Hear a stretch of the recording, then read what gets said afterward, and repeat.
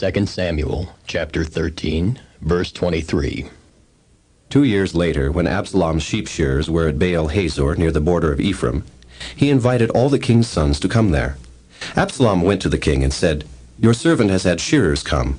Will the king and his officials please join me?" "No, my son," the king replied. "All of us should not go. We would only be a burden to you." Although Absalom urged him, he still refused to go, but gave him his blessing. Then Absalom said, "If not, please let my brother Amnon come with us." The king asked him, "Why should he go with you?" But Absalom urged him, so he sent with him Amnon and the rest of the king's sons. Absalom ordered his men, "Listen, when Amnon is in high spirits from drinking wine, and I say to you, 'Strike Amnon down,' then kill him. Don't be afraid. Have not I given you this order? Be strong and brave." So Absalom's men did to Amnon what Absalom had ordered. Then all the king's sons got up, mounted their mules, and fled. While they were on their way, the report came to David, "Absalom has struck down all the king's sons. Not one of them is left." The king stood up, tore his clothes, and lay down on the ground, and all his servants stood by with their clothes torn. But Jonadab, son of Shimeah, David's brother, said, "My lord should not think that they killed all the princes. Only Amnon is dead. This has been Absalom's expressed intention ever since the day Amnon raped his sister Tamar. My lord the king should not be concerned about the report that all the king's sons are dead. Only Amnon is dead." Meanwhile, Absalom had fled.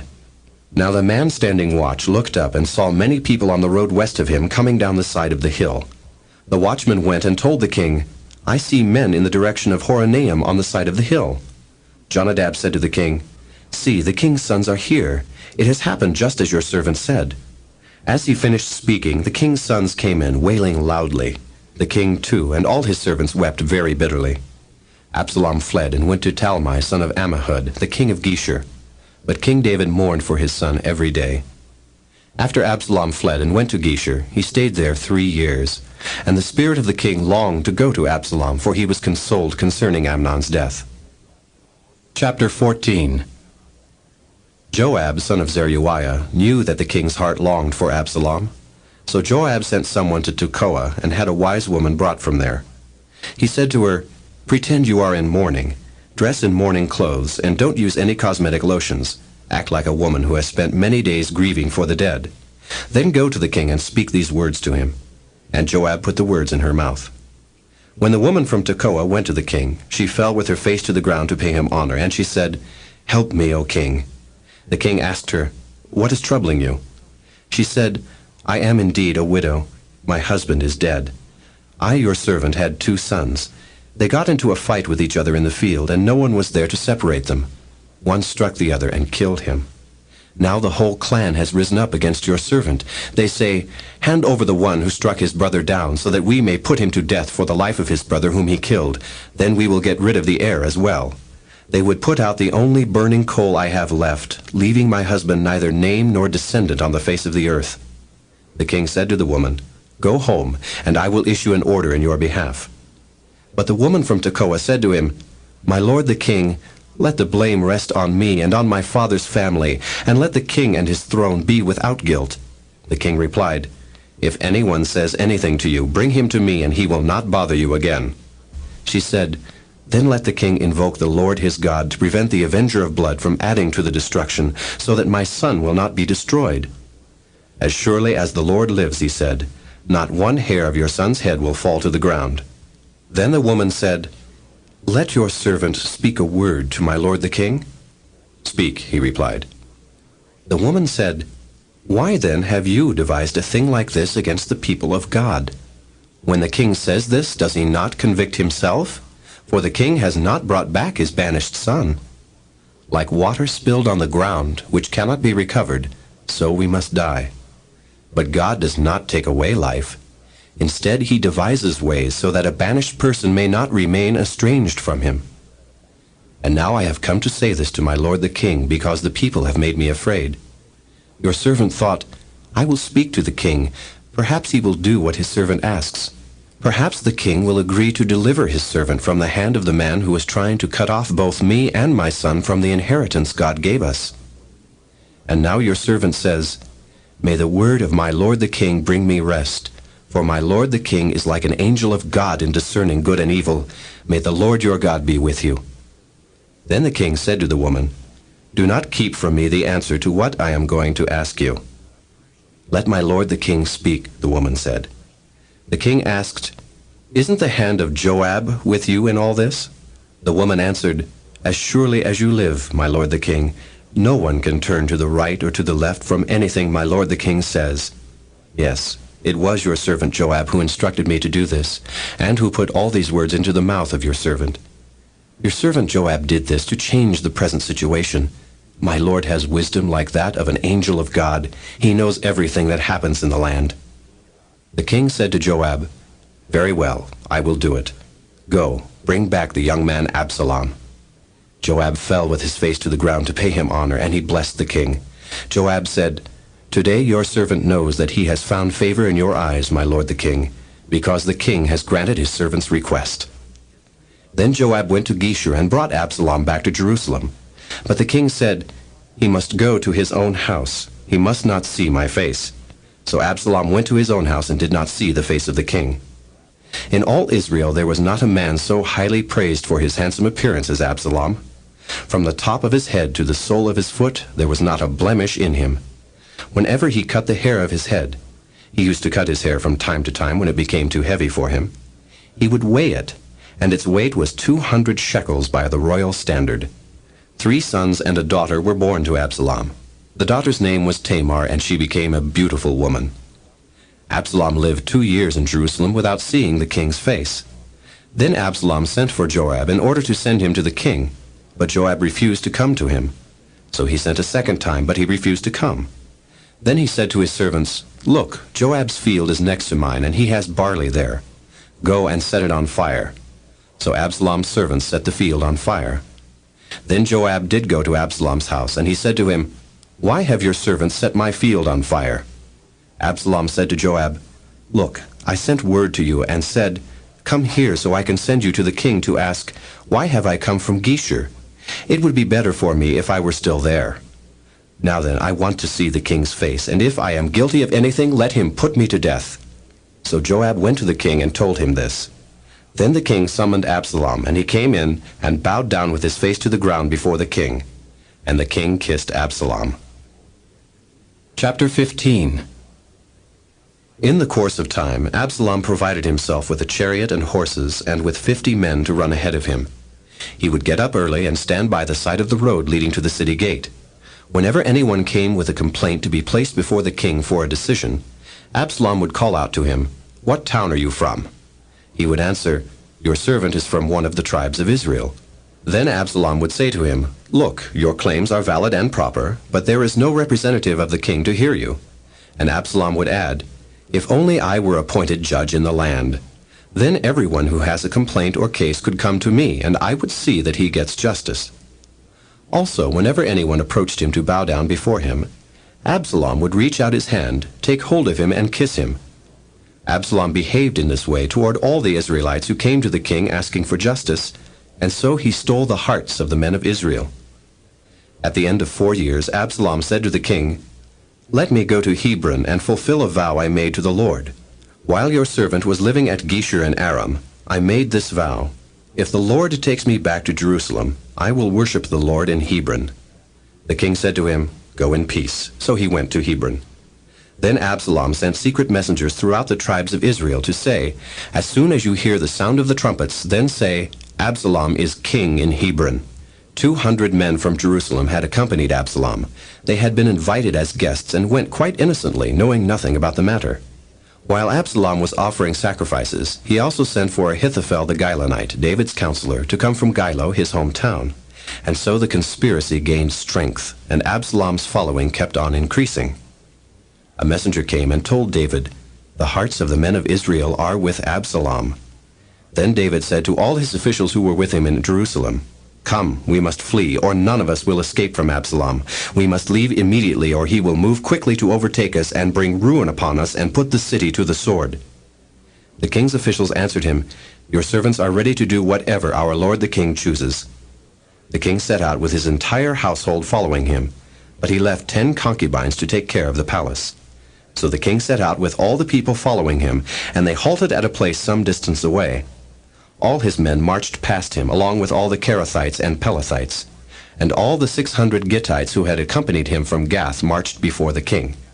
The king said to Ittai the Gittite, "Why should you come along with us? Go back and stay with King Absalom. You are a foreigner, an exile from your homeland. You came only yesterday.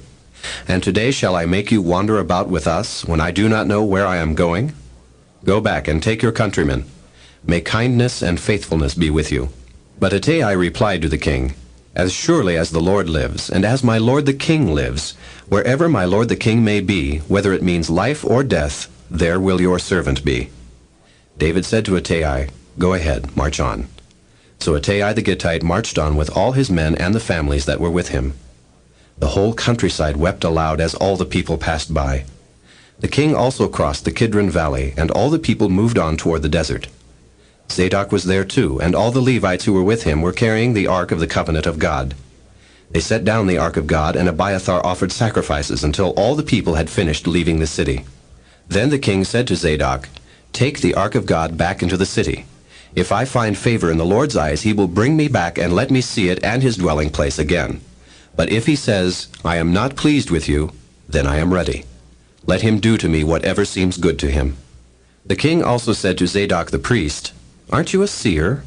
Go back to the city in peace with your son Ahimaaz and Jonathan son of Abiathar. You and Abiathar take your 2 sons with you. I will wait at the fords in the desert until word comes from you to inform me." So Zadok and Abiathar took the ark of God back to Jerusalem and stayed there. But David continued up the Mount of Olives, weeping as he went.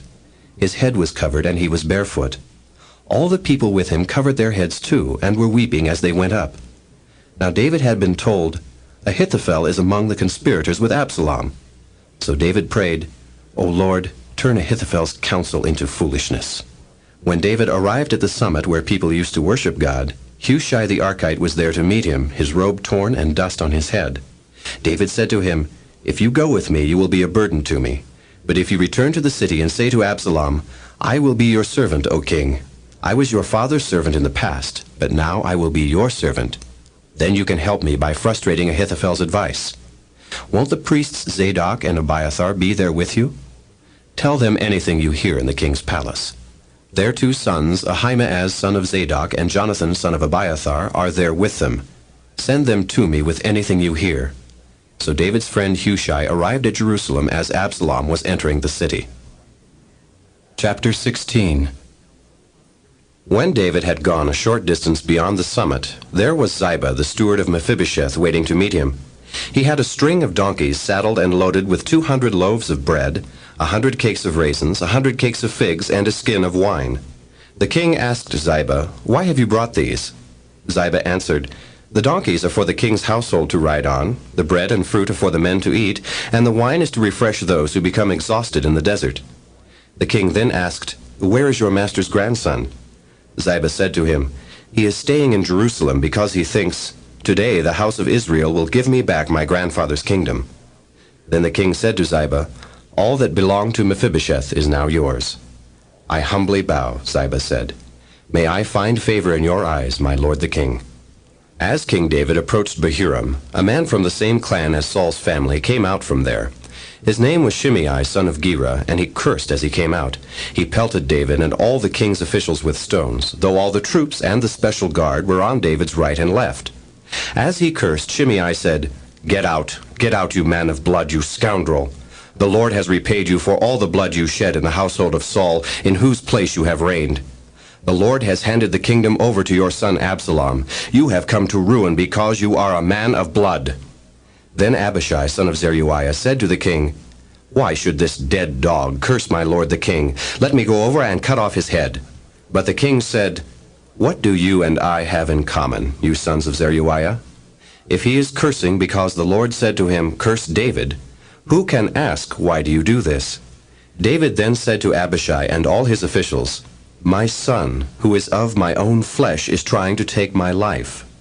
How much more then this Benjamite? Leave him alone. Let him curse, for the Lord has told him to. It may be that the Lord will see my distress and repay me with good for the cursing I am receiving today." So David and his men continued along the road, while Shimei was going along the hillside opposite him, cursing as he went and throwing stones at him and showering him with dirt. The king and all the people with him arrived at their destination exhausted, and there he refreshed himself. Meanwhile Absalom and all the men of Israel came to Jerusalem, and Ahithophel was with him. Then Hushai the Archite, David's friend, went to Absalom and said to him, "Long live the king! Long live the king!"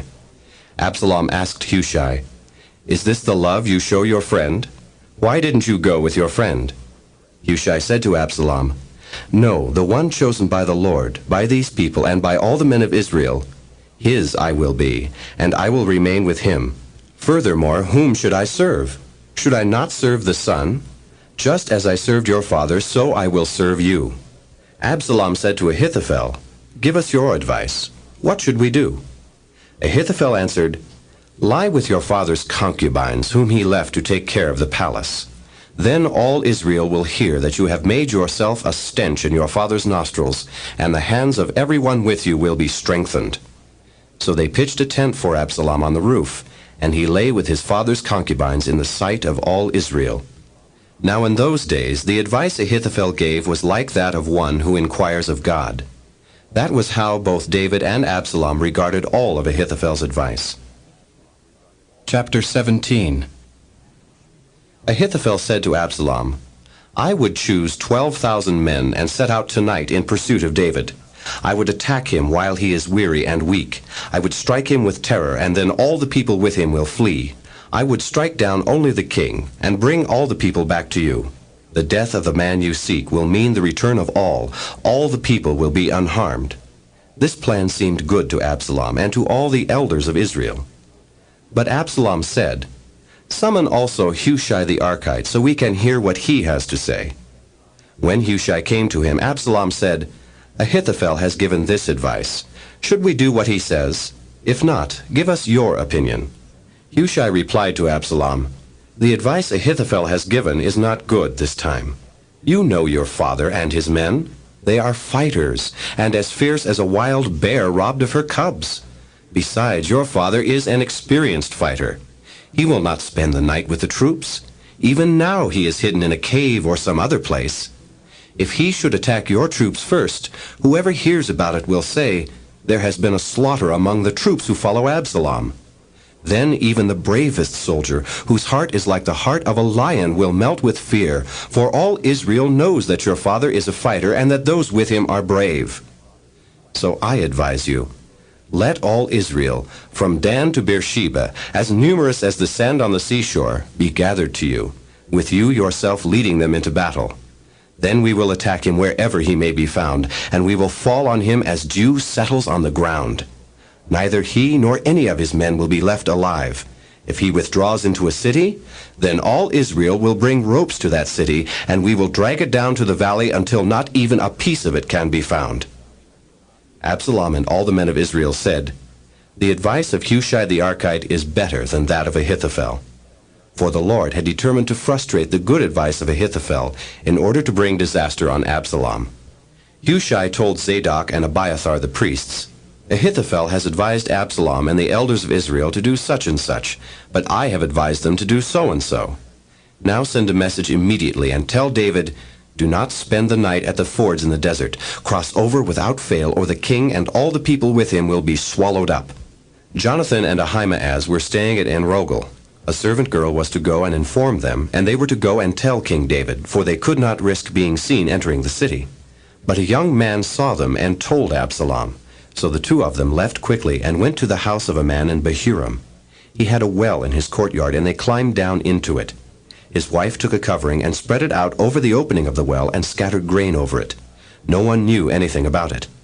When Absalom's men came to the woman at the house, they asked, "Where are Ahimaaz and Jonathan?" The woman answered them, "They crossed over the brook." The men searched, but found no one, so they returned to Jerusalem. After the men had gone, the two climbed out of the well and went to inform King David. They said to him, "Set out and cross the river at once. Ahithophel has advised such and such against you." So David and all the people with him set out and crossed the Jordan. By daybreak no one was left who had not crossed the Jordan. When Ahithophel saw that his advice had not been followed, he saddled his donkey and set out for his house in his hometown.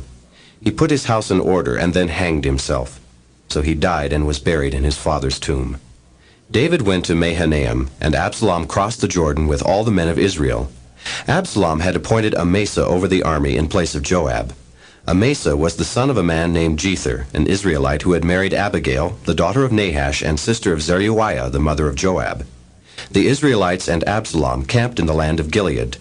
When David came to Mahanaim, Shobai, son of Nahash from Rabbah of the Ammonites, and Machir, son of Ammiel from Lo-debar, and Barzillai the Gileadite from Rogelim, brought bedding and bowls and articles of pottery. They also brought wheat and barley, flour and roasted grain, beans and lentils, honey and curds, sheep and cheese from cow's milk for David and his people to eat. For they said, "The people have become hungry and tired and thirsty in the desert." Chapter 18. David mustered the men who were with him and appointed over them commanders of thousands and commanders of hundreds. David sent the troops out, a third under the command of Joab, a third under Joab's brother Abishai son of Zeruiah, and a third under Ittai the Gittite. The king told the troops, "I myself will surely march out with you." But the men said, "You must not go out. If we are forced to flee, they won't care about us. Even if half of us die, they won't care. But you are worth 10,000 of us. It would be better now for you to give us support from the city." The king answered, "I will do whatever seems best to you." So the king stood beside the gate while all the men marched out in units of hundreds and of thousands. The king commanded Joab, Abishai, and Ittai, "Be gentle with the young man Absalom for my sake." And all the troops heard the king giving orders concerning Absalom to each of the commanders. The army marched into the field to fight Israel, and the battle took place in the forest of Ephraim. There the army of Israel was defeated by David's men, and the casualties that day were great, 20,000 men. The battle spread out over the whole countryside, and the forest claimed more lives that day than the sword. Now Absalom happened to meet David's men. He was riding his mule, and as the mule went under the thick branches of a large oak, Absalom's head got caught in the tree. He was left hanging in mid-air, while the mule he was riding kept on going. When one of the men saw this, he told Joab, "I just saw Absalom hanging in an oak tree." Joab said to the man who had told him this, "What? You saw him? Why didn't you strike him to the ground right there? Then I would have had to give you 10 shekels of silver and a warrior's belt." But the man replied, "Even if 1,000 shekels were weighed out into my hands, I would not lift my hand against the king's son. In our hearing the king commanded you and Abishai and Ittai, 'Protect the young man Absalom for my sake.' And if I had put my life in jeopardy, and nothing is hidden from the king, you would have kept your distance from me." Joab said, "I'm not going to wait like this for you." So he took 3 javelins in his hand and plunged them into Absalom's heart while Absalom was still alive in the oak tree. And 10 of Joab's armor-bearers surrounded Absalom, struck him, and killed him. Then Joab sounded the trumpet, and the troops stopped pursuing Israel, for Joab halted them. They took Absalom, threw him into a big pit in the forest, and piled up a large heap of rocks over him. Meanwhile, all the Israelites fled to their homes. During his lifetime, Absalom had taken a pillar and erected it in the king's valley as a monument to himself, for he thought, "I have no son to carry on the memory of my name." He named the pillar after himself, and it is called Absalom's monument to this day. Now Ahimaaz, son of Zadok, said, "Let me run and take the news to the king that the Lord has delivered him from the hand of his enemies." "You are not the one to take the news today," Joab told him. "You may take the news another time, but you must not do so today, because the king's son is dead." Then Joab said to a Cushite, "Go, tell the king what you have seen." The Cushite bowed down before Joab and ran off. Ahimaaz, son of Zadok, again said to Joab, "Come what may, please let me run behind the Cushite."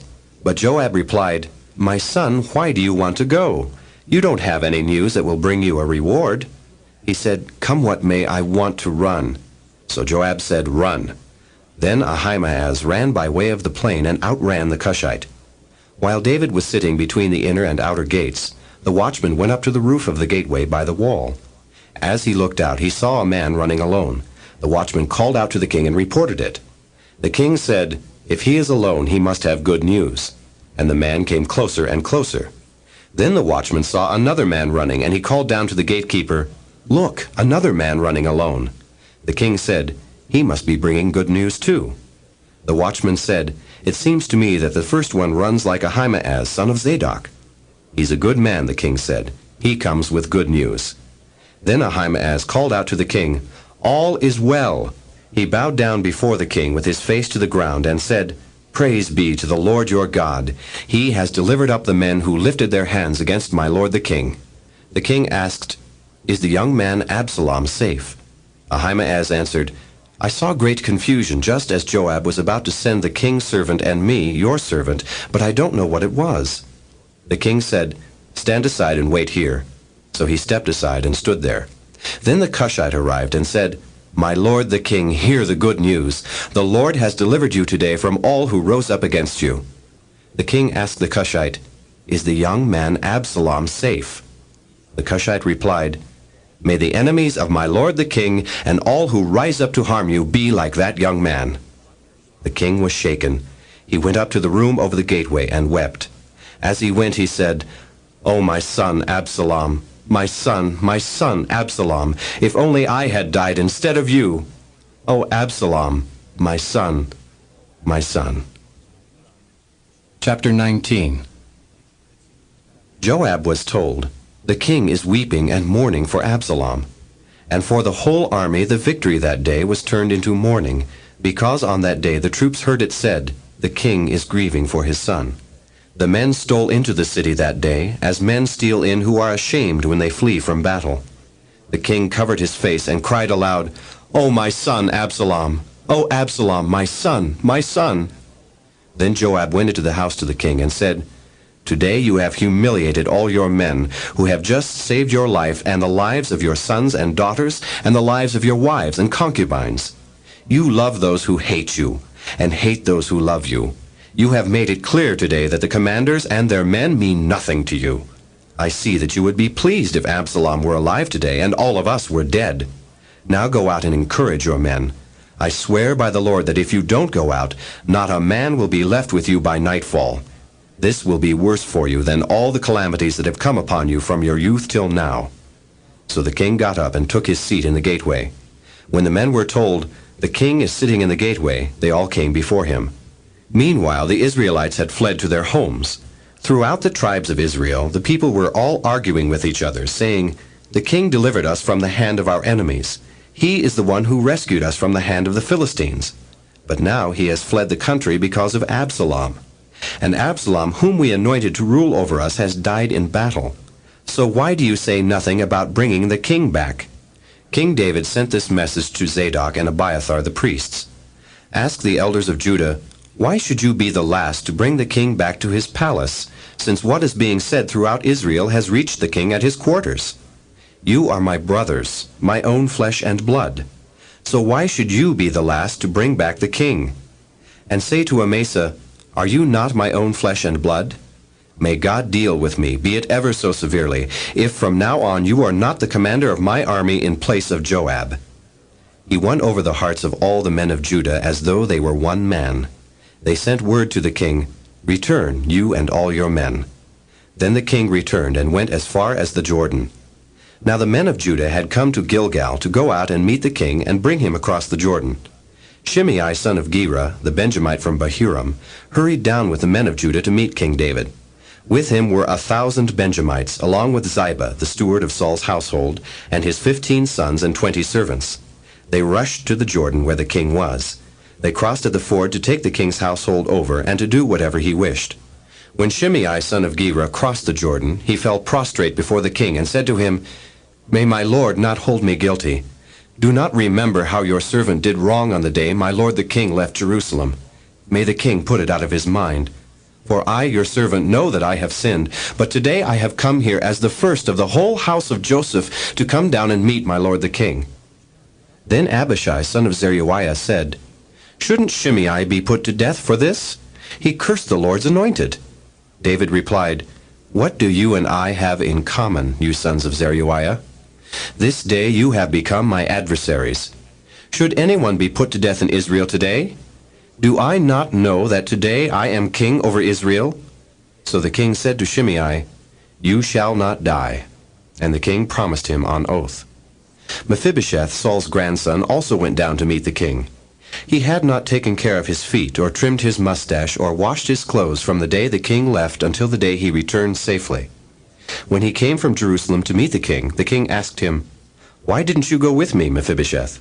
He said, "My lord the king, since I your servant am lame, I said, I will have my donkey saddled and will ride on it so I can go with the king. But Ziba my servant betrayed me, and he has slandered your servant to my lord the king. My lord the king is like an angel of God, so do whatever pleases you. All my grandfather's descendants deserved nothing but death from my lord the king, but you gave your servant a place among those who sat at your table. So what right do I have to make any more appeals to the king?" The king said to him, "Why say more? I order you and Ziba to divide the fields." Mephibosheth said to the king, "Let him take everything, now that my lord the king has arrived home safely." Barzillai the Gileadite also came down from Rogelim to cross the Jordan with the king, and to send him on his way from there. Now Barzillai was a very old man, 80 years of age. He had provided for the king during his stay in Mahanaim, for he was a very wealthy man. The king said to Barzillai, "Cross over with me and stay with me in Jerusalem, and I will provide for you." But Barzillai answered the king, "How many more years will I live, that I should go up to Jerusalem with the king? I am now 80 years old.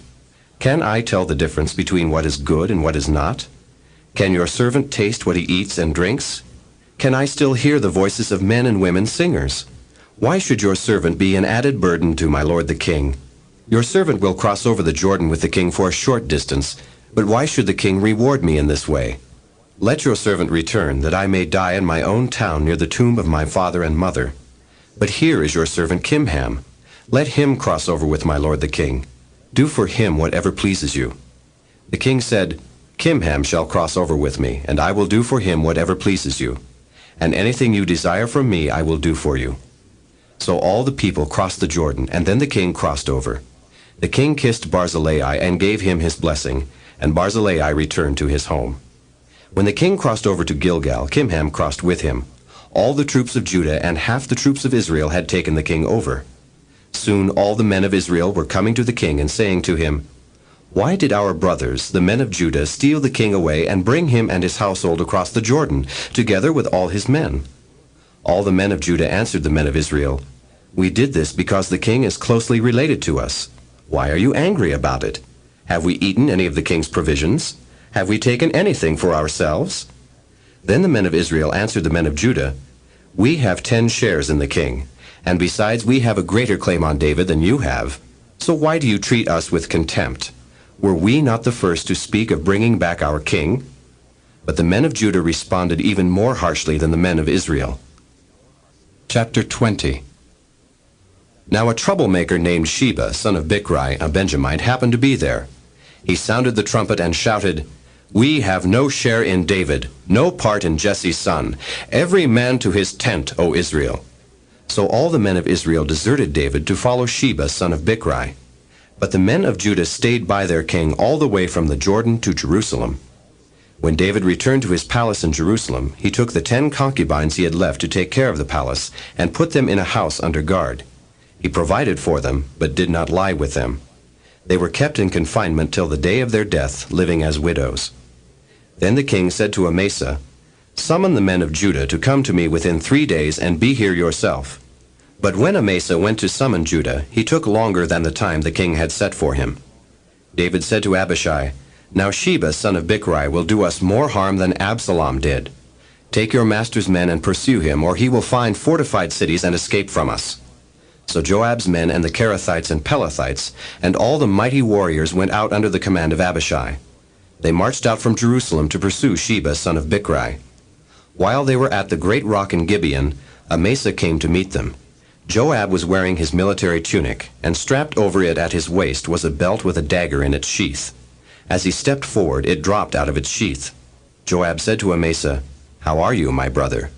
Then Joab took Amasa by the beard with his right hand to kiss him. Amasa was not on his guard against the dagger in Joab's hand, and Joab plunged it into his belly, and his intestines spilled out on the ground. Without being stabbed again, Amasa died. Then Joab and his brother Abishai pursued Sheba, son of Bichri. One of Joab's men stood beside Amasa and said, "Whoever favors Joab, and whoever is for David, let him follow Joab." Amasa lay wallowing in his blood in the middle of the road, and the man saw that all the troops came to a halt there.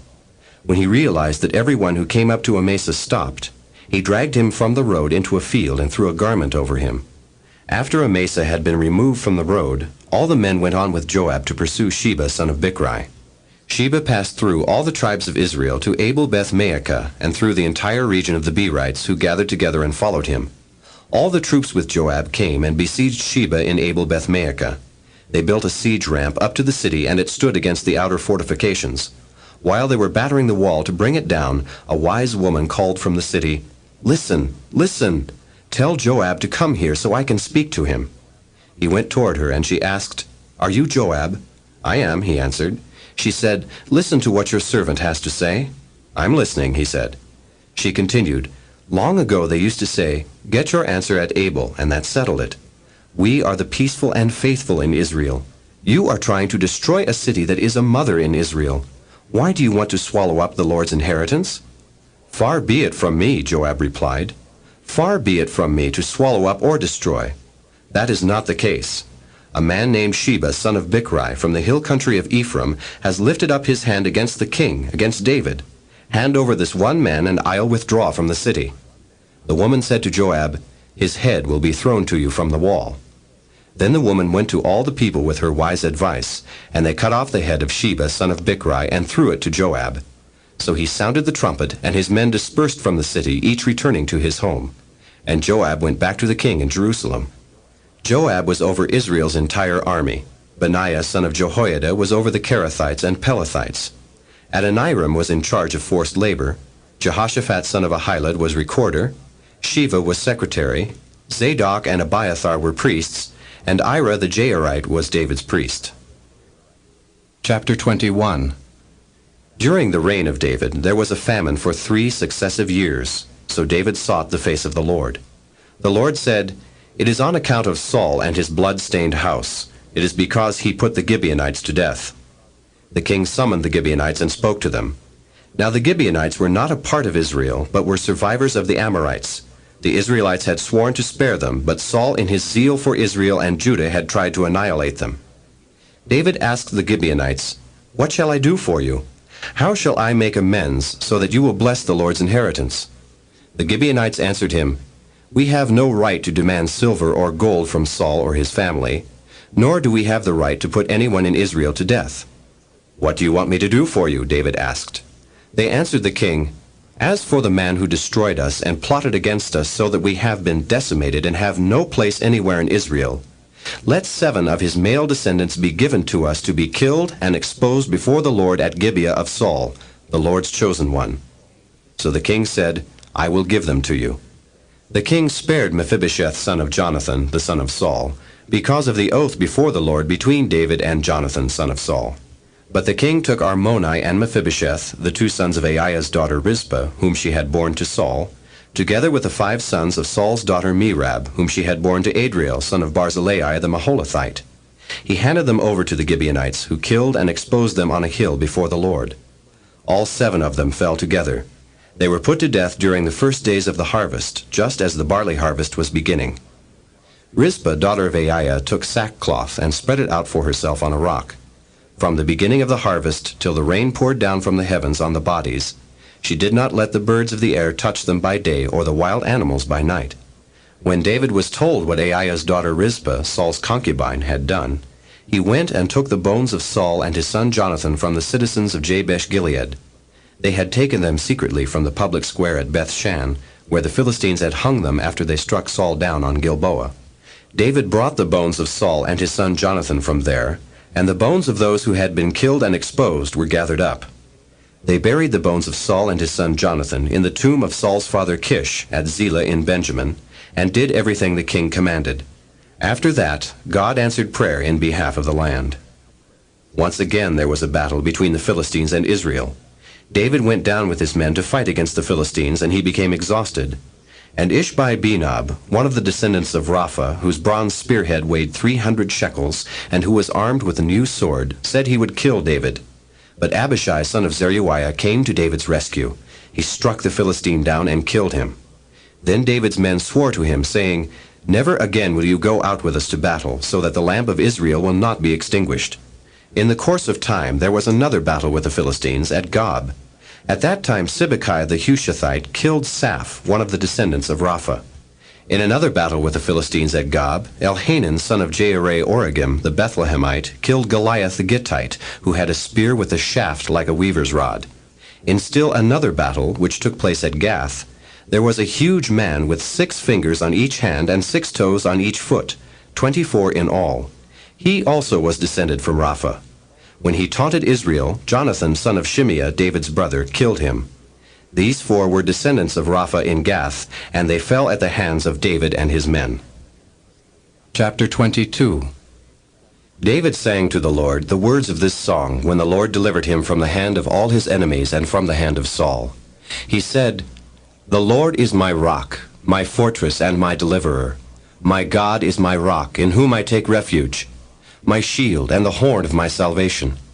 He is my stronghold, my refuge and my Savior. From violent men you save me. I call to the Lord, who is worthy of praise, and I am saved from my enemies. The waves of death swirled about me. The torrents of destruction overwhelmed me. The cords of the grave coiled around me. The snares of death confronted me. In my distress I called to the Lord. I called out to my God. From his temple he heard my voice. My cry came to his ears. The earth trembled and quaked. The foundations of the heavens shook. They trembled because he was angry. Smoke rose from his nostrils. Consuming fire came from his mouth. Burning coals blazed out of it. He parted the heavens and came down. Dark clouds were under his feet. He mounted the cherubim and flew. He soared on the wings of the wind. He made darkness his canopy around him, the dark rain clouds of the sky. Out of the brightness of his presence, bolts of lightning blazed forth. The Lord thundered from heaven. The voice of the Most High resounded. He shot arrows and scattered the enemies, bolts of lightning and routed them. The valleys of the sea were exposed, and the foundations of the earth laid bare at the rebuke of the Lord, at the blast of breath from his nostrils. He reached down from on high and took hold of me. He drew me out of deep waters. He rescued me from my powerful enemy, from my foes who were too strong for me. They confronted me in the day of my disaster, but the Lord was my support. He brought me out into a spacious place. He rescued me because he delighted in me. The Lord has dealt with me according to my righteousness. According to the cleanness of my hands he has rewarded me. For I have kept the ways of the Lord. I have not done evil by turning from my God. All his laws are before me. I have not turned away from his decrees. I have been blameless before him and have kept myself from sin. The Lord has rewarded me according to my righteousness, according to my cleanness in his sight. To the faithful you show yourself faithful. To the blameless you show yourself blameless. To the pure you show yourself pure. But to the crooked you show yourself shrewd. You save the humble, but your eyes are on the haughty to bring them low. You are my lamp, O Lord. The Lord turns my darkness into light. With your help I can advance against a troop. With my God I can scale a wall. As for God, his way is perfect. The word of the Lord is flawless. He is a shield for all who take refuge in him. For who is God besides the Lord? And who is the rock except our God? It is God who arms me with strength and makes my way perfect. He makes my feet like the feet of a deer. He enables me to stand on the heights. He trains my hands for battle. My arms can bend a bow of bronze. You give me your shield of victory. You stoop down to make me great. You broaden the path beneath me so that my ankles do not turn. I pursued my enemies and crushed them. I did not turn back till they were destroyed. I crushed them completely, and they could not rise. They fell beneath my feet. You armed me with strength for battle. You made my adversaries bow at my feet. You made my enemies turn their backs in flight, and I destroyed my foes. They cried for help, but there was no one to save them, to the Lord, but he did not answer. I beat them as fine as the dust of the earth. I pounded and trampled them like mud in the streets. You have delivered me from the attacks of my people. You have preserved me as the head of nations. People I did not know are subject to me, and foreigners come cringing to me. As soon as they hear me, they obey me. They all lose heart. They come trembling from their strongholds. The Lord lives. Praise be to my rock. Exalted be God, the rock, my Savior. He is the God who avenges me, who puts the nations under me, who sets me free from my enemies. You exalted me above my foes. From violent men you rescued me.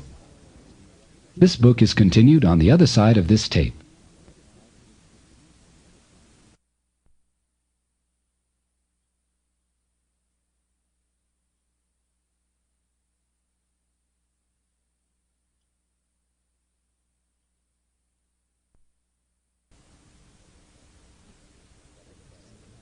Second Samuel, chapter 22, verse 50. Therefore I will praise you, O Lord, among the nations. I will sing praises to your name. He gives his king great victories. He shows unfailing kindness to his anointed, to David and his descendants forever. Chapter 23. These are the last words of David. The oracle of David, son of Jesse, the oracle of the man exalted by the Most High, the man anointed by the God of Jacob, Israel's singer of songs. The Spirit of the Lord spoke through me. His word was on my tongue. The God of Israel spoke. The Rock of Israel said to me, When one rules over men in righteousness, when he rules in the fear of God, he is like the light of morning at sunrise on a cloudless morning, like the brightness after rain that brings the grass from the earth. Is not my house right with God? Has he not made with me an everlasting covenant, arranged and secured in every part? Will he not bring to fruition my salvation, and grant me my every desire? But evil men are all to be cast aside like thorns, which are not gathered with the hand. Whoever touches thorns uses a tool of iron or the shaft of a spear. They are burned up where they lie. These are the names of David's mighty men. Josheb-Bathsheba, a Takamonite, was chief of the three. He raised his spear against 800 men whom he killed in one encounter. Next to him was Eleazar, son of Dodai the Ahohite. As one of the three mighty men, he was with David when they taunted the Philistines gathered at Pas-Dammim for battle. Then the men of Israel retreated, but he stood his ground and struck down the Philistines till his hand grew tired and froze to the sword. The Lord brought about a great victory that day. The troops returned to Eleazar, but only to strip the dead. Next to him was Shammah, son of Agi the Hararite. When the Philistines banded together at a place where there was a field full of lentils, Israel's troops fled from them. But Shammah took his stand in the middle of the field. He defended it and struck the Philistines down, and the Lord brought about a great victory.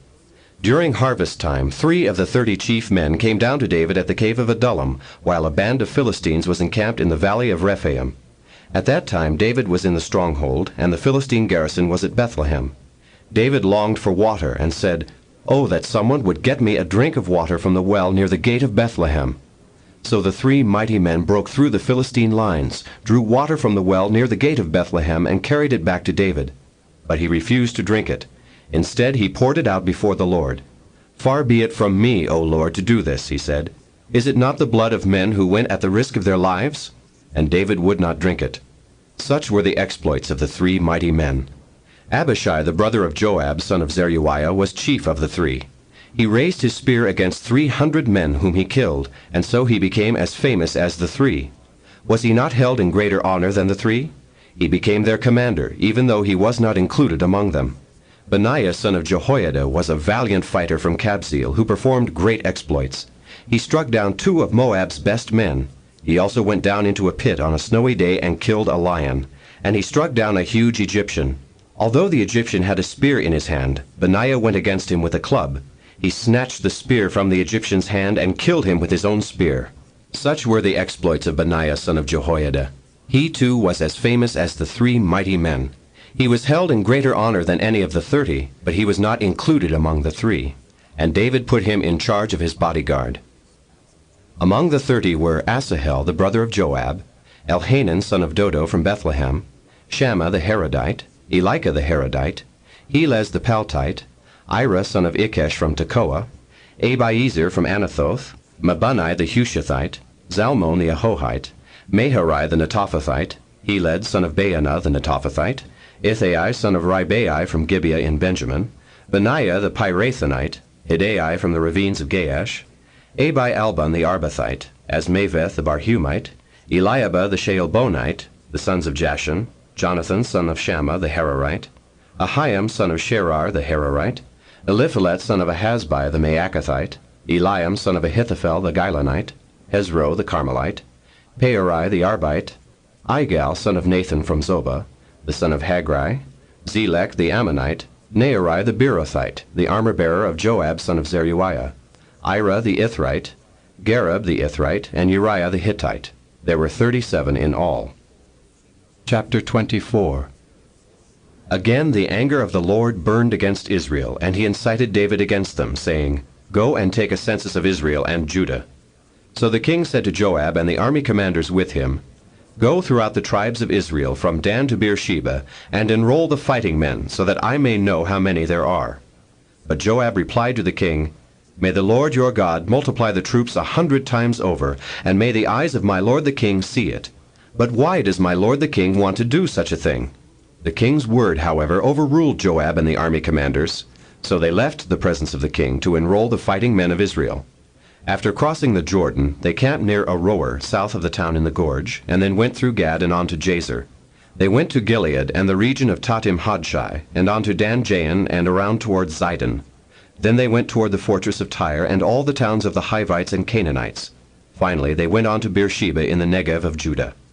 After they had gone through the entire land, they came back to Jerusalem at the end of 9 months and 20 days. Joab reported the number of the fighting men to the king. In Israel there were 800,000 able-bodied men who could handle a sword, and in Judah 500,000. David was conscience-stricken after he had counted the fighting men, and he said to the Lord, I have sinned greatly in what I have done. Now, O Lord, I beg you, take away the guilt of your servant. I have done a very foolish thing. Before David got up the next morning, the word of the Lord had come to Gad the prophet, David's seer. Go and tell David, this is what the Lord says. I am giving you 3 options. Choose one of them for me to carry out against you. So Gad went to David and said to him, Shall there come upon you 3 years of famine in your land? Or 3 months of fleeing from your enemies while they pursue you? Or 3 days of plague in your land? Now then, think it over and decide how I should answer the one who sent me. David said to Gad, I am in deep distress. Let us fall into the hands of the Lord, for his mercy is great, but do not let me fall into the hands of men. So the Lord sent a plague on Israel from that morning until the end of the time designated, and 70,000 of the people from Dan to Beersheba died. When the angel stretched out his hand to destroy Jerusalem, the Lord was grieved because of the calamity, and said to the angel who was afflicting the people, Enough, withdraw your hand. The angel of the Lord was then at the threshing floor of Araunah the Jebusite. When David saw the angel who was striking down the people, he said to the Lord, I am the one who has sinned and done wrong. These are but sheep. What have they done? Let your hand fall upon me and my family. On that day Gad went to David and said to him, Go up and build an altar to the Lord on the threshing floor of Araunah the Jebusite. So David went up as the Lord had commanded through Gad. When Araunah looked and saw the king and his men coming toward him, he went out and bowed down before the king with his face to the ground. Araunah said, Why has my lord the king come to his servant? To buy your threshing floor, David answered, so I can build an altar to the Lord, that the plague on the people may be stopped. Araunah said to David, Let my lord the king take whatever pleases him, and offer it up. Here are oxen for the burnt offering, and here are threshing sledges and ox yokes for the wood. O king, Araunah gives all this to the king. Araunah also said to him, May the Lord your God accept you. But the king replied to Araunah, No, I insist on paying you for it. I will not sacrifice to the Lord my God burnt offerings that cost me nothing. So David bought the threshing floor and the oxen, and paid 50 shekels of silver for them. David built an altar to the Lord there, and sacrificed burnt offerings and fellowship offerings. Then the Lord answered prayer in behalf of the land, and the plague on Israel was stopped. This book is concluded. The first book of the Kings. Chapter 1. When King David was old and well advanced in years, he could not keep warm even when they put covers over him. So his servants said to him, Let us look for a young virgin to attend the king and take care of him. She can lie beside him so that our lord the king may keep warm. Then they searched throughout Israel for a beautiful girl, and found Abishag, a Shunammite, and brought her to the king. The girl was very beautiful. She took care of the king and waited on him, but the king had no intimate relations with her. Now Adonijah, whose mother was Haggith, put himself forward and said, "I will be king." So he got chariots and horses ready with 50 men to run ahead of him. His father had never interfered with him by asking, "Why do you behave as you do?" He was also very handsome, and was born next after Absalom. Adonijah conferred with Joab, son of Zeruiah, and with Abiathar the priest, and they gave him their support. But Zadok the priest, Benaiah son of Jehoiada, Nathan the prophet, Shimei, and Rei, and David's special guard did not join Adonijah. Adonijah then sacrificed sheep, cattle, and fattened calves at the stone of Zoheleth near Enrogel. He invited all his brothers, the king's sons, and all the men of Judah who were royal officials, but he did not invite Nathan the prophet, or Benaiah, or the special guard, or his brother Solomon. Then Nathan asked Bathsheba, Solomon's mother, "Have you not heard that Adonijah the son of Haggith has become king without our Lord David's knowing it? Now then, let me advise you how you can save your own life and the life of your son Solomon. Go in to King David and say to him, 'My lord the king, did you not swear to me, your servant, surely Solomon your son shall be king after me, and he will sit on my throne? Why then has Adonijah become king? While you are still there talking to the king, I will come in and confirm what you have said.'" So Bathsheba went to see the aged king in his room, where Abishag the Shunammite was attending him. Bathsheba bowed low and knelt before the king. "What is it you want?" the king asked. She said to him, "My lord, you yourself swore to me, your servant, by the Lord your God, 'Solomon your son shall be king after me, and he will sit on my throne.' But now Adonijah has become king, and you, my lord the king, do not know about it. He has sacrificed great numbers of cattle, fattened calves, and sheep, and has invited all the king's sons, Abiathar the priest, and Joab the commander of the army, but he has not invited Solomon your servant. My lord the king, the eyes of all Israel are on you, to learn from you who will sit on the throne of my lord the king after him. Otherwise, as soon as my lord the king is laid to rest with his fathers, I and my son Solomon will be treated as criminals." While she was still speaking with the king, Nathan the prophet arrived, and they told the king, "Nathan the prophet is here." So he went before the king and bowed with his face to the ground. Nathan said, "Have you, my lord the king, declared that Adonijah shall be king after you, and that he will sit on your throne? Today he has gone down and sacrificed great numbers of cattle, fattened calves, and sheep. He has invited all the king's sons, the commanders of the army, and Abiathar the priest. Right now they are eating and drinking with him and saying, 'Long live King Adonijah.' But me, your servant, and Zadok the priest, and Benaiah son of Jehoiada, and your servant Solomon, he did not invite. Is this something my lord the king has done, without letting his servants know who should sit on the throne of my lord the king after him?" Then King David said, "Call in Bathsheba." So she came into the king's presence and stood before him.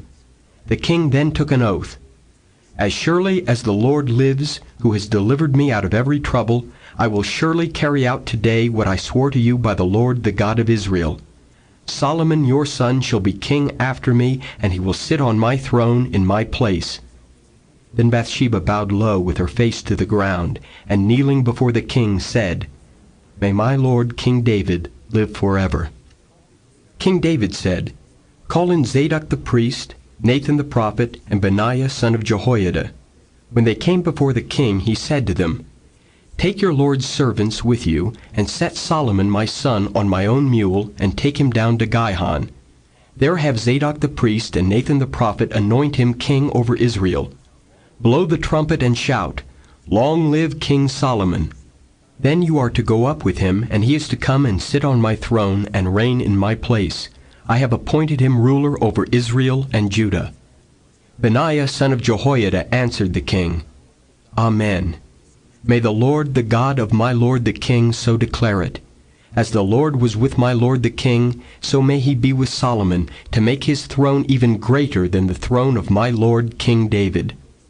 So Zadok the priest, Nathan the prophet, Benaiah son of Jehoiada, the Kerethites and the Pelethites, went down and put Solomon on King David's mule and escorted him to Gihon.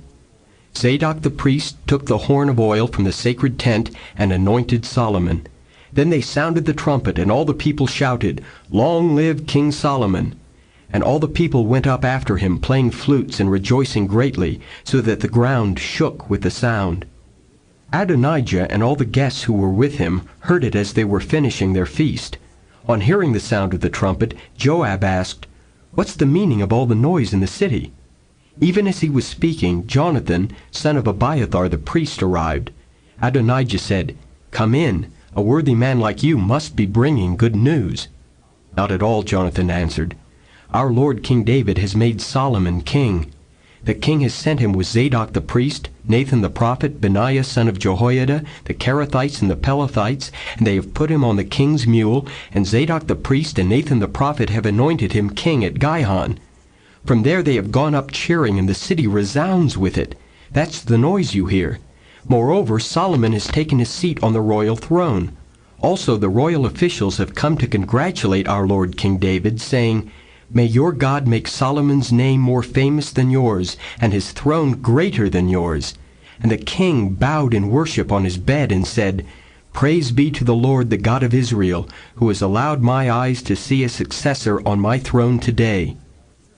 At this, all Adonijah's guests rose in alarm and dispersed. But Adonijah, in fear of Solomon, went and took hold of the horns of the altar. Then Solomon was told, "Adonijah is afraid of King Solomon and is clinging to the horns of the altar. He says, 'Let King Solomon swear to me today that he will not put his servant to death with the sword.'"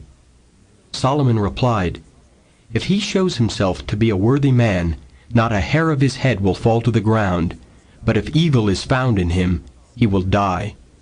Then King Solomon sent men, and they brought him down from the altar. And Adonijah came and bowed down to King Solomon, and Solomon said, "Go to your home." Chapter 2. When the time drew near for David to die, he gave a charge to Solomon his son. "I am about to go the way of all the earth," he said. "So be strong, show yourself a man, and observe what the Lord your God requires. Walk in his ways, and keep his decrees and commands, his laws and requirements, as written in the law of Moses, so that you may prosper in all you do and wherever you go, and that the Lord may keep his promise to me. If your descendants watch how they live, and if they walk faithfully before me with all their heart and soul, you will never fail to have a man on the throne of Israel." Now you yourself know what Joab son of Zeruiah did to me, what he did to the two commanders of Israel's armies, Abner son of Ner and Amasa son of Jether. He killed them, shedding their blood in peacetime as if in battle, and with that blood stained the belt around his waist and the sandals on his feet. Deal with him according to your wisdom, but do not let his gray head go down to the grave in peace. But show kindness to the sons of Barzillai of Gilead, and let them be among those who eat at your table. They stood by me when I fled from your brother Absalom. And remember, you have with you Shimei son of Gera, the Benjamite from Bahurim, who called down bitter curses on me the day I went to Mahanaim. When he came down to meet me at the Jordan, I swore to him by the Lord, I will not put you to death by the sword. But now, do not consider him innocent. You are a man of wisdom, you will know what to do to him. Bring his gray head down to the grave in blood." Then David rested with his fathers, and was buried in the city of David. He had reigned 40 years over Israel, 7 years in Hebron, and 33 in Jerusalem. So Solomon sat on the throne of his father David, and his rule was firmly established. Now Adonijah the son of Haggith went to Bathsheba, Solomon's mother. Bathsheba asked him, "Do you come peacefully?" He answered, "Yes, peacefully." Then he added, "I have something to say to you." "You may say it," she replied. "As you know," he said, "the kingdom was mine. All Israel looked to me as their king. But things changed, and the kingdom has gone to my brother, for it has come to him from the Lord. Now I have one request to make of you. Do not refuse me." "You may make it," she said. So he continued, "Please ask King Solomon, he will not refuse you, to give me Abishag the Shunammite as my wife." "Very well," Bathsheba replied, "I will speak to the king for you." When Bathsheba went to King Solomon to speak to him for Adonijah, the king stood up to meet her, bowed down to her, and sat down on his throne. He had a throne brought for the king's mother, and she sat down at his right hand. "I have one small request to make of you," she said. "Do not refuse me." The king replied, "Make it, my mother. I will not refuse you." So she said, "Let Abishag the Shunammite be given in marriage to your brother Adonijah." King Solomon answered his mother, "Why do you request Abishag the Shunammite for Adonijah? You might as well request the kingdom for him. After all, he is my older brother. Yes, for him and for Abiathar the priest and Joab son of Zeruiah." Then King Solomon swore by the Lord, "May God deal with me, be it ever so severely, if Adonijah does not pay with his life for this request. And now, as surely as the Lord lives, he who has established me securely on the throne of my father David, and has founded a dynasty for me as he promised, Adonijah shall be put to death today." So King Solomon gave orders to Benaiah son of Jehoiada, and he struck down Adonijah, and he died. To Abiathar the priest the king said, "Go back to your fields in Anathoth. You deserve to die, but I will not put you to death now, because you carried the ark of the sovereign Lord before my father David, and shared all my father's hardships." So Solomon removed Abiathar from the priesthood of the Lord, fulfilling the word the Lord had spoken at Shiloh about the house of Eli. When the news reached Joab, who had conspired with Adonijah, though not with Absalom, he fled to the tent of the Lord and took hold of the horns of the altar. King Solomon was told that Joab had fled to the tent of the Lord and was beside the altar. Then Solomon ordered Benaiah son of Jehoiada, "Go strike him down." So Benaiah entered the tent of the Lord and said to Joab, "The king says, 'Come out.'" But he answered, "No, I will die here." Benaiah reported to the king, "This is how Joab answered me." Then the king commanded Benaiah, "Do as he says. Strike him down and bury him, and so clear me and my father's house of the guilt of the innocent blood that Joab shed.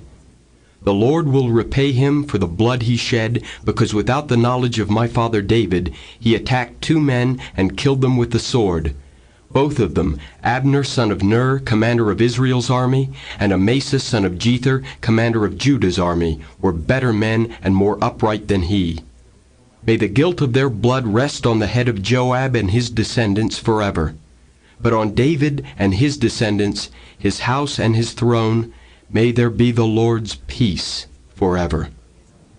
So Benaiah son of Jehoiada went up and struck down Joab and killed him, and he was buried on his own land in the desert. The king put Benaiah son of Jehoiada over the army in Joab's position, and replaced Abiathar with Zadok the priest. Then the king sent for Shimei and said to him, "Build yourself a house in Jerusalem and live there, but do not go anywhere else. The day you leave and cross the Kidron Valley, you can be sure you will die. Your blood will be on your own head." Shimei answered the king, "What you say is good. Your servant will do as my lord the king has said." And Shimei stayed in Jerusalem for a long time. But 3 years later, 2 of Shimei's slaves ran off to Achish, son of Maacah, king of Gath, and Shimei was told, "Your slaves are in Gath." At this he saddled his donkey and went to Achish at Gath in search of his slaves. So Shimei went away and brought the slaves back from Gath. When Solomon was told that Shimei had gone from Jerusalem to Gath and had returned, the king summoned Shimei and said to him, "Did I not make you swear by the Lord and warn you? On the day you leave to go anywhere else, you can be sure you will die? At that time you said to me, 'What you say is good, I will obey.' Why then did you not keep your oath to the Lord and obey the command I gave you?" The king also said to Shimei, "You know in your heart all the wrong you did to my father David. Now the Lord will repay you for your wrongdoing, but King Solomon will be blessed, and David's throne will remain secure before the Lord forever." Then the king gave the order to Benaiah son of Jehoiada, and he went out and struck Shimei down and killed him. The kingdom was now firmly established in Solomon's hands. Chapter 3. Solomon made an alliance with Pharaoh king of Egypt, and married his daughter. He brought her to the city of David until he finished building his palace and the temple of the Lord and the wall around Jerusalem. The people, however, were still sacrificing at the high places, because a temple had not yet been built for the name of the Lord. Solomon showed his love for the Lord by walking according to the statutes of his father David, except that he offered sacrifices and burned incense on the high places. The king went to Gibeon to offer sacrifices, for that was the most important high place, and Solomon offered 1,000 burnt offerings on that altar. At Gibeon the Lord appeared to Solomon during the night in a dream, and God said, "Ask for whatever you want me to give you." Solomon answered, "You have shown great kindness to your servant my father David, because he was faithful to you, and righteous and upright in heart. You have continued this great kindness to him, and have given him a son to sit on his throne this very day. Now, O Lord my God, you have made your servant king in place of my father David. But I am only a little child, and do not know how to carry out my duties. Your servant is here among the people you have chosen, a great people, too numerous to count or number. So give your servant a discerning heart to govern your people and to distinguish between right and wrong. For who is able to govern this great people of yours?" The Lord was pleased that Solomon had asked for this. So God said to him, "Since you have asked for this, and not for long life or wealth for yourself, nor have asked for the death of your enemies, but for discernment in administering justice, I will do what you have asked. I will give you a wise and discerning heart, so that there will never have been anyone like you, nor will there ever be. Moreover, I will give you what you have not asked for, both riches and honor, so that in your lifetime you will have no equal among kings. And if you walk in my ways and obey my statutes and commands as David your father did, I will give you a long life." Then Solomon awoke, and he realized it had been a dream. He returned to Jerusalem, stood before the ark of the Lord's covenant, and sacrificed burnt offerings and fellowship offerings. Then he gave a feast for all his court. Now 2 prostitutes came to the king and stood before him. One of them said, "My lord, this woman and I live in the same house. I had a baby while she was there with me. The 3rd day after my child was born, this woman also had a baby. We were alone. There was no one in the house but the 2 of us. During the night, this woman's son died because she lay on him. So she got up in the middle of the night and took my son from my side while I, your servant, was asleep. She put him by her breast and put her dead son by my breast. The next morning I got up to nurse my son, and he was dead. But when I looked at him closely in the morning light, I saw that it wasn't the son I had born." The other woman said, "No, the living one is my son, the dead one is yours." But the first one insisted, "No, the dead one is yours, the living one is mine." And so they argued before the king. The king said, "This one says, 'My son is alive and your son is dead,' while that one says, 'No, your son is dead and mine is alive.'" Then the king said, "Bring me a sword." So they brought a sword for the king. He then gave an order, "Cut the living child in 2 and give half to one and half to the other." The woman, whose son was alive, was filled with compassion for her son and said to the king, "Please, my lord, give her the living baby. Don't kill him." But the other said, "Neither I nor you shall have him. Cut him in 2. Then the king gave his ruling, "Give the living baby to the first woman. Do not kill him. She is his mother."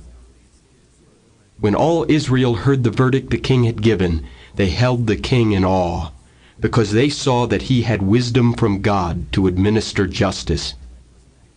Chapter 4. So King Solomon ruled over all Israel, and these were his chief officials: Azariah, son of Zadok, the priest; Elihoreph and Ahijah, sons of Shisha, secretaries; Jehoshaphat, son of Ahilud, recorder; Benaiah, son of Jehoiada, commander-in-chief; Zadok and Abiathar, priests; Azariah, son of Nathan, in charge of the district officers; Zabud, son of Nathan, a priest and personal advisor to the king; Ahishar, in charge of the palace; Adoniram, son of Abda, in charge of forced labor. Solomon also had 12 district governors over all Israel, who supplied provisions for the king and the royal household. Each one had to provide supplies for 1 month in the year. These are their names: Ben-Hur, in the hill country of Ephraim; Ben-Deker, in Makaz, Shaalbim, Bethshemesh, and Elon Bethhanan; Ben-Hesed, in Arubboth; Soko and all the land of Hepher were his; Ben-Abinadab, in Naphath Dor. He was married to Tapheth, daughter of Solomon; Baana, son of Ahilud, in Taanach and Megiddo, and in all of Beth-shan next to Zarethan below Jezreel, from Beth-shan to Abel-Meholah across to Jokmeam; Ben-Geber, in Ramoth-Gilead. The settlements of Jair, son of Manasseh, in Gilead were his, as well as the district of Argob in Bashan, and its 60 large walled cities with bronze gate bars; Ahinadab, son of Iddo, in Mahanaim; Ahimaaz, in Naphtali. He had married Basemath, daughter of Solomon; Baana, son of Hushai, in Asher and in Aloth; Jehoshaphat, son of Paroah, in Issachar; Shimei, son of Elah, in Benjamin; Geber, son of Uri, in Gilead, the country of Sihon, king of the Amorites, and the country of Og, king of Bashan. He was the only governor over the district. The people of Judah and Israel were as numerous as the sand on the seashore. They ate, they drank, and they were happy. And Solomon ruled over all the kingdoms from the river to the land of the Philistines as far as the border of Egypt. These countries brought tribute and were Solomon's subjects all his life. Solomon's daily provisions were 30 cors of fine flour and 60 cors of meal, 10 head of stall-fed cattle, 20 of pasture-fed cattle, and 100 sheep and goats, as well as deer, gazelles, roebucks, and choice fowl. For he ruled over all the kingdoms west of the river, from Tiphsah to Gaza, and had peace on all sides. During Solomon's lifetime, Judah and Israel, from Dan to Beersheba, lived in safety, each man under his own vine and fig tree. Solomon had 4,000 stalls for chariot horses and 12,000 horses. The district officers, each in his month, supplied provisions for King Solomon and all who came to the king's table. They saw to it that nothing was lacking. They also brought to the proper place their quotas of barley and straw for the chariot horses and the other horses. God gave Solomon wisdom and very great insight, and a breadth of understanding as measureless as the sand on the seashore. Solomon's wisdom was greater than the wisdom of all the men of the East, and greater than all the wisdom of Egypt. He was wiser than any other man, including Ethan the Ezrahite, wiser than Heman, Calcol, and Darda, the sons of Mahol. And his fame spread to all the surrounding nations. He spoke 3,000 proverbs, and his songs numbered 1,005. He described plant life, from the cedar of Lebanon to the hyssop that grows out of walls. He also taught about animals and birds, reptiles and fish. Men of all nations came to listen to Solomon's wisdom, sent by all the kings of the world who had heard of his wisdom. Chapter 5.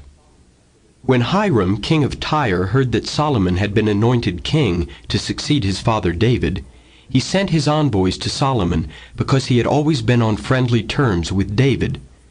Solomon sent back this message to Hiram: "You know that because of the wars waged against my father David from all sides, he could not build a temple for the name of the Lord his God until the Lord put his enemies under his feet. But now the Lord my God has given me rest on every side, and there is no adversary or disaster. I intend, therefore, to build a temple for the name of the Lord my God, as the Lord told my father David when he said, 'Your son whom I will put on the throne in your place will build the temple for my name.' So give orders that cedars of Lebanon be cut for me. My men will work with yours, and I will pay you for your men whatever wages you set. You know that we have no one so skilled in felling timber as the Zidonians." When Hiram heard Solomon's message, he was greatly pleased and said, "Praise be to the Lord today, for he has given David a wise son to rule over this great nation." So Hiram sent word to Solomon, "I have received the message you sent me, and will do all you want in providing the cedar and pine logs. My men will haul them down from Lebanon to the sea, and I will float them in rafts by sea to the place you specify. There I will separate them, and you can take them away. And you are to grant my wish by providing food for my royal household." In this way Hiram kept Solomon supplied with all the cedar and pine logs he wanted, and Solomon gave Hiram 20,000 cores of wheat as food for his household, in addition to 20,000 baths of pressed olive oil. Solomon continued to do this for Hiram year after year. The Lord gave Solomon wisdom, just as he had promised him. There were peaceful relations between Hiram and Solomon, and the two of them made a treaty. King Solomon conscripted laborers from all Israel, 30,000 men. He sent them off to Lebanon in shifts of 10,000 a month, so that they spent 1 month in Lebanon and 2 months at home. Adoniram was in charge of the forced labor. Solomon had 70,000 carriers and 80,000 stonecutters in the hills, as well as 3,300 foremen who supervised the project and directed the workmen. At the king's command, they removed from the quarry large blocks of quality stone to provide a foundation of dressed stone for the temple. The craftsmen of Solomon and Hiram and the men of Gebal cut and prepared the timber and stone for the building of the temple. Chapter 6. In the 480th year after the Israelites had come out of Egypt, in the 4th year of Solomon's reign over Israel, in the month of Ziv, the 2nd month, he began to build the temple of the Lord. The temple that King Solomon built for the Lord was 60 cubits long, 20 wide, and 30 high. The portico at the front of the main hall of the temple extended the width of the temple, that is, 20 cubits, and projected 10 cubits from the front of the temple. He made narrow clerestory windows in the temple. Against the walls of the main hall and inner sanctuary, he built a structure around the building in which there were side rooms. The lowest floor was 5 cubits wide, the middle floor 6 cubits, and the third floor 7. He made offset ledges around the outside of the temple so that nothing would be inserted into the temple walls. In building the temple, only blocks dressed at the quarry were used, and no hammer, chisel, or any other iron tool was heard at the temple site while it was being built. The entrance to the lowest floor was on the south side of the temple. A stairway led up to the middle level, and from there to the third. So he built the temple and completed it, roofing it with beams and cedar planks. And he built the side rooms all along the temple. The height of each was 5 cubits, and they were attached to the temple by beams of cedar. The word of the Lord came to Solomon. "As for this temple you are building, if you follow my decrees, carry out my regulations, and keep all my commands and obey them, I will fulfill, through you, the promise I gave to David your father, and I will live among the Israelites, and will not abandon my people Israel." So Solomon built the temple and completed it. He lined its interior walls with cedar boards, paneling them from the floor of the temple to the ceiling, and covered the floor of the temple with planks of pine. He partitioned off 20 cubits at the rear of the temple with cedar boards from floor to ceiling to form within the temple an inner sanctuary. the most holy place. The main hall in front of this room was 40 cubits long. The inside of the temple was cedar, carved with gourds and open flowers. Everything was cedar. No stone was to be seen. He prepared the inner sanctuary within the temple to set the Ark of the Covenant of the Lord there. The inner sanctuary was 20 cubits long, 20 wide, and 20 high. He overlaid the inside with pure gold, and he also overlaid the altar of cedar. Solomon covered the inside of the temple with pure gold, and he extended gold chains across the front of the inner sanctuary, which was overlaid with gold. So he overlaid the whole interior with gold. He also overlaid with gold the altar that belonged to the inner sanctuary. In the inner sanctuary he made a pair of cherubim of olive wood, each 10 cubits high. One wing of the first cherub was 5 cubits long, and the other wing 5 cubits, 10 cubits from wingtip to wingtip. The second cherub also measured 10 cubits, for the 2 cherubim were identical in size and shape. The height of each cherub was 10 cubits.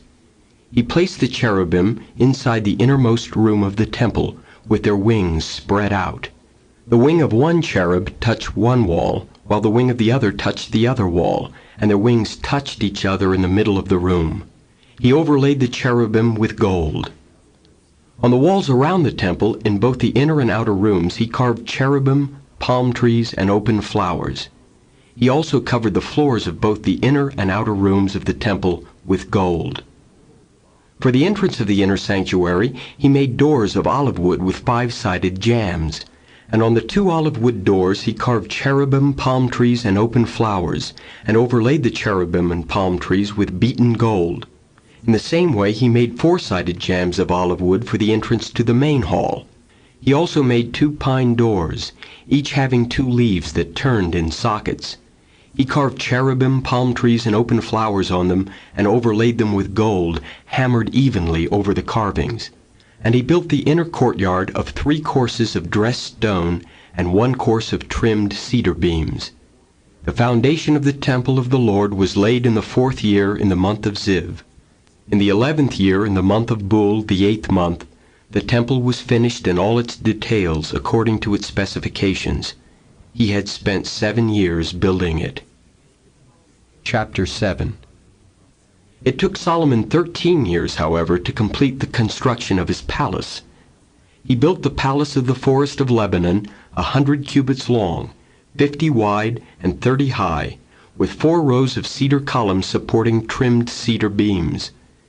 It was roofed with cedar above the beams that rested on the columns, 45 beams, 15 to a row. Its windows were placed high in sets of 3 facing each other. All the doorways had rectangular frames. They were in the front part in sets of 3 facing each other. He made a colonnade 50 cubits long and 30 wide. In front of it was a portico, and in front of that were pillars and an overhanging roof. He built the throne hall, the hall of justice, where he was to judge, and he covered it with cedar from floor to ceiling. And the palace in which he was to live, set farther back, was similar in design. Solomon also made a palace like this hall for Pharaoh's daughter, whom he had married. All these structures, from the outside to the great courtyard, and from foundation to eaves, were made of blocks of high-grade stone cut to size and trimmed with a saw on their inner and outer faces. The foundations were laid with large stones of good quality, some measuring 10 cubits and some 8. Above were high-grade stones cut to size and cedar beams. The great courtyard was surrounded by a wall of 3 courses of dressed stone and 1 course of trimmed cedar beams, as was the inner courtyard of the temple of the Lord with its portico. King Solomon sent to Tyre and brought Huram, whose mother was a widow from the tribe of Naphtali, and whose father was a man of Tyre and a craftsman in bronze. Huram was highly skilled and experienced in all kinds of bronze work. He came to King Solomon and did all the work assigned to him. He cast 2 bronze pillars, each 18 cubits high and 12 cubits around, by line. He also made 2 capitals of cast bronze to set on the tops of the pillars. Each capital was 5 cubits high. A network of interwoven chains festooned the capitals on top of the pillars, 7 for each capital. He made pomegranates in 2 rows encircling each network to decorate the capitals on top of the pillars. He did the same for each capital. The capitals on top of the pillars in the portico were in the shape of lilies, 4 cubits high. On the capitals of both pillars, above the bowl-shaped part next to the network, were the 200 pomegranates in rows all around. He erected the pillars at the portico of the temple. The pillar to the south he named Jachin, and the one to the north Boaz. The capitals on top were in the shape of lilies, and so the work on the pillars was completed. This book is continued on the next tape.